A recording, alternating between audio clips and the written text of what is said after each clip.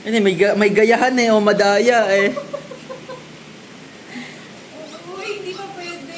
Ingat ka sa pag-atras-atras mo ha. Andiyan si ano. Hindi pa pwede. Tama, ayun si ano sa likod mo. Uy. Uy. Uy. Ano mo? Kunin. Ayan naman, si Astrid naman, no? Oh. Galing na, pwede na kayo release. Yung ano nga, yung fence nga. Ayan na, gagawin niya na lagi.